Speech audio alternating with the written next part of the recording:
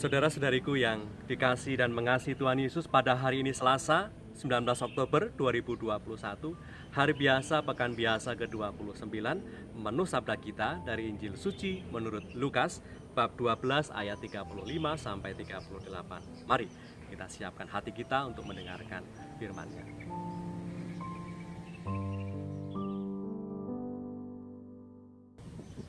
Sekali peristiwa, Yesus bersabda, "Hendaklah pinggangmu tetap berikat dan pelitamu tetap menyala, dan hendaklah kamu sama seperti orang-orang yang menanti-nantikan tuannya yang pulang dari perkawinan, supaya jika ia datang dan mengetuk pintu, segera pintu dibukakan baginya.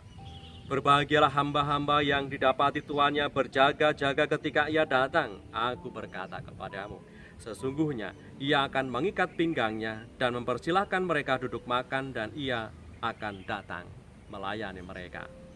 Dan apabila ia datang pada tengah malam atau pada dini hari dan mendapati mereka berlaku demikian, maka berbahagialah mereka."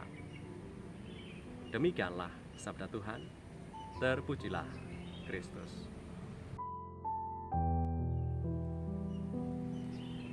Saudara-saudariku yang terberkati, yang berbahagia dan berbangga dikisahkan dalam Injil hari ini bukanlah sang tuan, tetapi justru hamba. Hambalah yang berbahagia dan berbangga. Dikisahkan tadi dalam ayat yang ke-37, berbahagialah hamba-hamba yang didapati tuannya berjaga-jaga ketika ia datang. Mengapa ia patut berbahagia, patut berbangga? Seorang hamba patut merasa bangga dan bahagia karena ia didapati oleh tuannya tidak sedang tidur, namun berjaga, melakukan kesiapsiagaannya untuk menyambut sang tuan datang.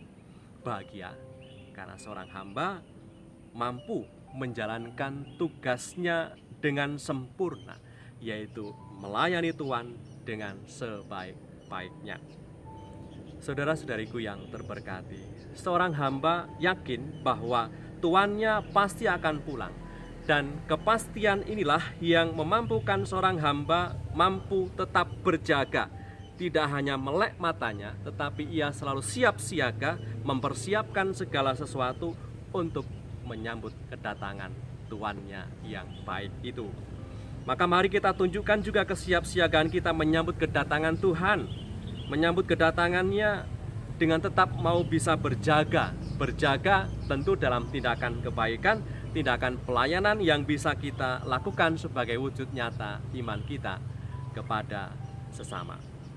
Saudara-saudariku yang terberkati, apa yang kita lakukan sekarang ini dengan segala ragam macam kebaikan, bela rasa, dan amal kasih yang bisa kita upayakan untuk sesama, ini sebagai saat di mana kita mempersiapkan kelayakan kita untuk menyatukan hati dan hidup kita dengan Allah, yakni hidup kekal nanti sesudah kematian ragawi kita.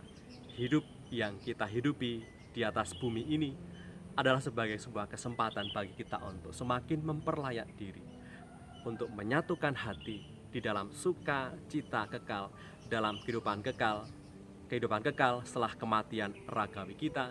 Kita meyakini dan kita berharap bahwa nanti kita akan bersatu, berbahagia, hidup kekal bersama Allah Bapa di surga. Maka tentunya kita tidak tahu tidak tahu kapan kita mati dan bagaimana caranya kita mati. Tetapi yang bisa kita lakukan, yang jelas yang bisa kita lakukan adalah menyiapkan kematian kita dengan tetap mau berjaga dalam tindakan amal dan belas kasih sebagai wujud syukur akan kebaikan Tuhan yang telah diberikan kepadamu, kepada saya, kepada kita semua. Maka mari kita isi hari-hari kita dengan pilihan hidup yang penuh makna, yang pada saatnya nanti juga akan semakin memperpantas dan memperlayak kita untuk ikut ambil bagian dalam sukacita kekal abadi di surga.